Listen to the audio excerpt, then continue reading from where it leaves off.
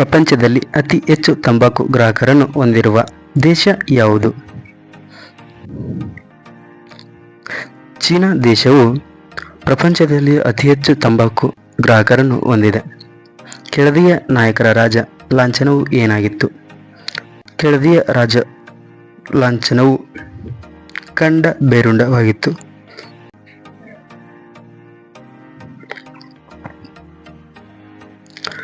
ಗಜಬೇಟೆಗಾರ ಎಂಬ ಬಿರುದಾಂಕಿತರು ಯಾರು? ಪ್ರೌಢದೇವರಾಯ.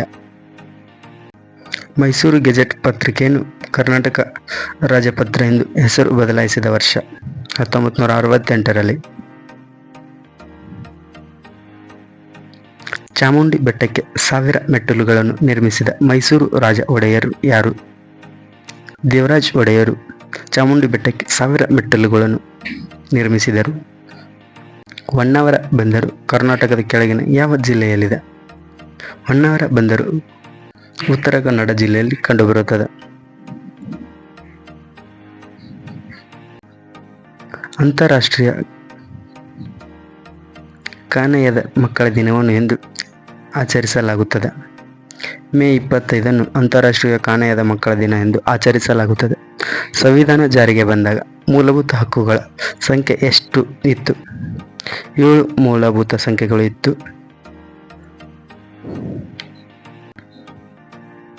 ಸಂವಿಧಾನದ ಯಾವ ಭಾಗವನ್ನು ಭಾರತದ ಮ್ಯಾಗ್ನಾ ಕಾರ್ಟಾ ಎಂದು ಕರೆಯಲಾಗುತ್ತದೆ? ಸಂವಿಧಾನದ 3ನೇ ಭಾಗವನ್ನು ಭಾರತದ ಮ್ಯಾಗ್ನಾ ಕಾರ್ಟಾ ಎಂದು ಕರೆಯಲಾಗುತ್ತದೆ. ಜೂನ್ 5 ವಿಶ್ವ ಪರಿಸರ ದಿನ 2024ರ ವಿಶ್ವ ಪರಿಸರದ ದಿನದ ಥೀಮ್ ಏನಾಗಿತ್ತು?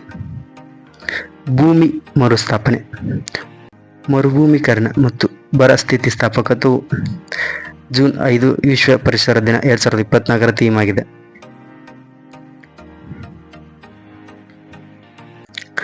ವಿಠಲಸ್ವಾಮಿ ಮತ್ತು ಹಜಾರ ರಾಮಸ್ವಾಮಿ ದೇವಾಲಯವನ್ನು ಯಾರ ವಿಜಯನಗರ ಸಾಮ್ರಾಜ್ಯದ ಆಳ್ವಿಕೆಯಲ್ಲಿ ನಿರ್ಮಿಸಲಾಯಿತು?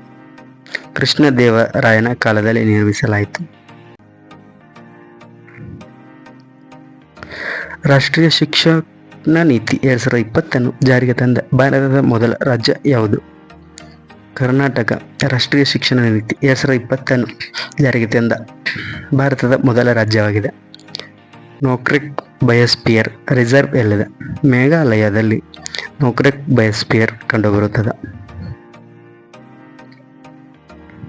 ತಂಬಾಕು ಸೇವನೆಯಿಂದ ಭಾರತದಲ್ಲಿ ಪ್ರತಿ ವರ್ಷ ಎಷ್ಟು ಜನ ಸಾಯುತ್ತಾರೆ? 1.35 ಮಿಲಿಯನ್ ಜನ ತಂಬಾಕು ಸೇವನೆಯಿಂದ ಭಾರತದಲ್ಲಿ ಪ್ರತಿ ವರ್ಷ ಸಾಯಲಾಗುತ್ತದೆ. ಸ್ಪೇಸ್ಎಕ್ಸ್ ಕಂಪನಿಯನ್ನು ಸ್ಥಾಪಿಸಿದವರು ಯಾರು?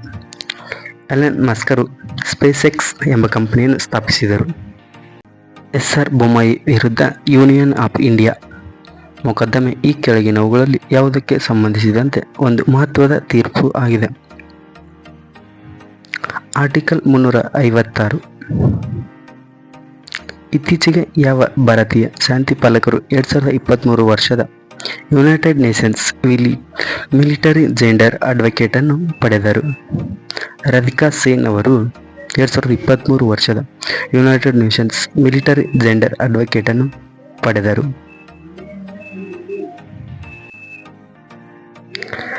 ಕಲ್ಲಣ್ಣನ ರಾಜತರಂಗಿಣಿಯನ್ನು ಯಾವ ಭಾಷೆಯಲ್ಲಿ ಬರೆಯಲಾಗಿತ್ತು? ಕಲ್ಲಣ್ಣನ ರಾಜತರಂಗಿಣಿ ಭಾಷೆ ಸಂಸ್ಕೃತದಲ್ಲಿ ಬರೆಯಲಾಗಿತ್ತು. ಕರ್ನಾಟಕದ ರಾಜ್ಯಸಭೆಗೆ ಆಯ್ಕೆಯಾಗಿದ್ದ ಹಿಂದಿ ಸಿನಿಮಾ ನಟಿ ಯಾರು? ಹೇಮಾ ಮಾಲಿನಿ. ಇವರು ಕರ್ನಾಟಕ ರಾಜ್ಯಸಭೆಗೆ ಆಯ್ಕೆಯಿದ್ದ ಹಿಂದಿ ಸಿನಿಮಾ ನಟಿಯಾಗಿದ್ದರು.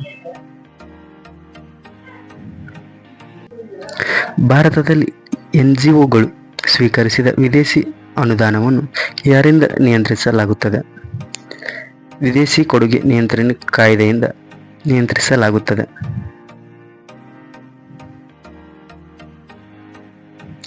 ಭಾರತದ ರಾಷ್ಟ್ರೀಯ ಕಾಂಗ್ರೆಸ್ ಮೊದಲ ಮುಸ್ಲಿಂ ಅಧ್ಯಕ್ಷರು ಯಾರಾಗಿದ್ದರು? ಬದ್ರುದ್ದೀನ್ ತ್ಯಾಬ್ಜಿ. ಭಾರತದ ಅತ್ಯುನ್ನತ ಗಿಡಮೂಲಿಕೆ ಉದ್ಯಾನವನವನ್ನು ಎಲ್ಲಿ ಉದ್ಘಾಟಿಸಲಾಗಿದೆ? ಉತ್ತರಾಖಂಡದಲ್ಲಿ ಭಾರತದ ಅತ್ಯುನ್ನತ ಗಿಡಮೂಲಿಕೆ ಉದ್ಯಾನವನವನ್ನು ಉದ್ಘಾಟಿಸಲಾಗಿದೆ.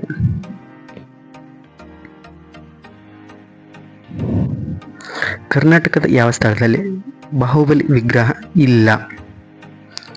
ಉಡುಪಿಯಲ್ಲಿ ಬಾಹುಬಲಿ ವಿಗ್ರಹ ಇಲ್ಲ. ಶ್ರವಣಬೆಳಗೊಳದಲ್ಲಿದೆ, ಧರ್ಮಸ್ಥಳದಲ್ಲಿದೆ, ಕಾರ್ಕಳದಲ್ಲಿಯೂ ಇದೆ. ಮುಂದ್ರ ಪುಸ್ತಕವನ್ನು ಬರೆದವರು ಯಾರು? ಎಸ್.ಎಲ್. ಭೈರಪ್ಪ ಅವರು. ಮೊದಲನೆಯ ಜಾಗತಿಕ ಯುದ್ಧ ನಡೆದದ್ದು ಯಾವಾಗ? 1914ರಿಂದ 1918ರವರೆಗೆ ಮೊದಲ ಜಾಗತಿಕ ಯುದ್ಧ ನಡೆಯಿತು. ಉಪಗ್ರಹ ಟೆಲಿಫೋನ್ಗಳನ್ನು ಹೊಂದಿರುವ ಭಾರತದ ಮೊದಲ ರಾಷ್ಟ್ರೀಯ ಉದ್ಯಾನವನವು ಯಾವುದು? ಕಾಜಿರಂಗ ರಾಷ್ಟ್ರೀಯ ಉದ್ಯಾನವನವು ಉಪಗ್ರಹ ಟೆಲಿಫೋನ್ಗಳನ್ನು ಹೊಂದಿದೆ.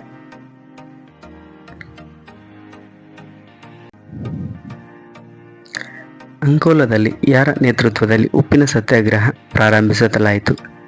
ಎಂ.ಪಿ. ನಾಡಕರ್ಣಿ ಇವರ ನೇತೃತ್ವದಲ್ಲಿ ಅಂಕೋಲಾದಲ್ಲಿ ಉಪ್ಪಿನ ಸತ್ಯಾಗ್ರಹವನ್ನು ಪ್ರಾರಂಭಿಸಲಾಯಿತು. ಆಂತರಿಕ ಗಲಭೆ ಪದ ತೆಗೆದ ಸಶಸ್ತ್ರ ದಂಗೆ ಪದ ಸೇರಿಸಿದ್ದು ಸಂವಿಧಾನದ ಯಾವ ತಿದ್ದುಪಡಿಯಲ್ಲಿ? 1978ರಲ್ಲಿ 44ನೇ ತಿದ್ದುಪಡಿಯಲ್ಲಿ.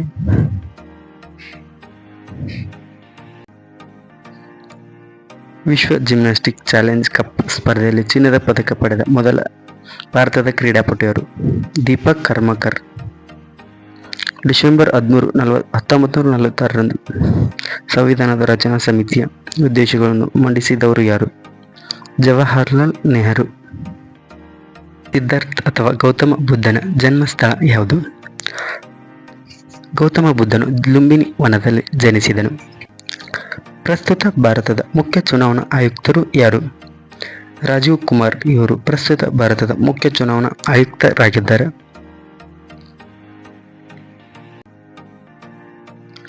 ಹೂವಿನ ಬಣ್ಣಕ್ಕೆ ಕಾರಣವಾದದ್ದು ಏನು? ಫೈಟೋಕ್ರೋಮ್ಸ್. ಇದು ಹೂವಿನ ಬಣ್ಣಕ್ಕೆ ಕಾರಣವಾಗಿದೆ. ಜಿಐ-ಜಿಒ ಯಾವುದಕ್ಕೆ ಸಂಬಂಧಿಸಿದೆ? ಕಂಪ್ಯೂಟರ್ಗಳಿಗೆ ಜಿಐ-ಜಿಒ ಸಂಬಂಧಿಸಿದೆ. ಭಾರತದ ಅತ್ಯಂತ ಹೆಚ್ಚು ಉದ್ದ ಕರಾವಳಿ ತೀರಗಳಿರುವ ರಾಜ್ಯ ಈ ಕೆಳಗಿನವುಗಳಲ್ಲಿ ಯಾವುದಾಗಿದೆ? ಗುಜರಾತ್ನಲ್ಲಿ ಭಾರತದ ಅತ್ಯಂತ ಹೆಚ್ಚು ಉದ್ದ ಕರಾವಳಿ ತೀರಗಳನ್ನು ಹೊಂದಿದೆ.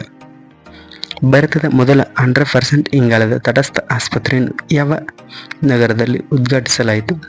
ಬೆಂಗಳೂರಿನಲ್ಲಿ ಉದ್ಘಾಟಿಸಲಾಯಿತು.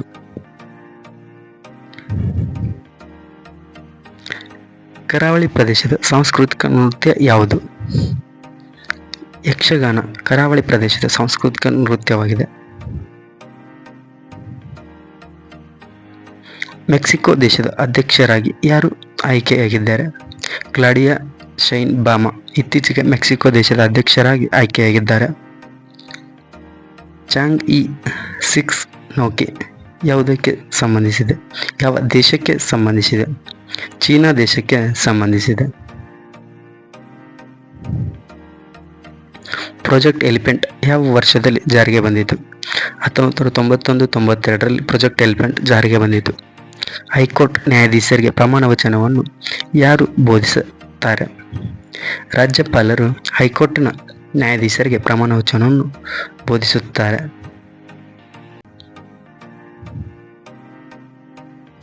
ಕೆಳಗಿನವುಗಳಲ್ಲಿ ಯಾವುದು ಕರ್ನಾಟಕದ ಜೈವಿಕ ವೈವಿಧ್ಯತೆಯ ಪರಂಪರೆಯ ತಾಣವಲ್ಲ? ದೊಡ್ಡ ಆಲದ ಮರ ಇದು ಅಲ್ಲ. FIFA ವಿಶ್ವಕಪ್ ಅಥವಾ ಫಿಫಾ ವಿಶ್ವಕಪ್ 2020ರಲ್ಲಿ 3ನೇ ಸ್ಥಾನವನ್ನು ಗಳಿಸಿದ ತಂಡ ಯಾವುದು?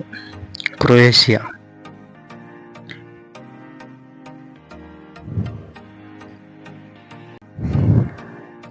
46ನೇ ಅಂಟಾರ್ಕ್ಟಿಕಾ ಸಂಸತ್ತು ಎಲ್ಲಿ ನಡೆಯುತ್ತಿದೆ?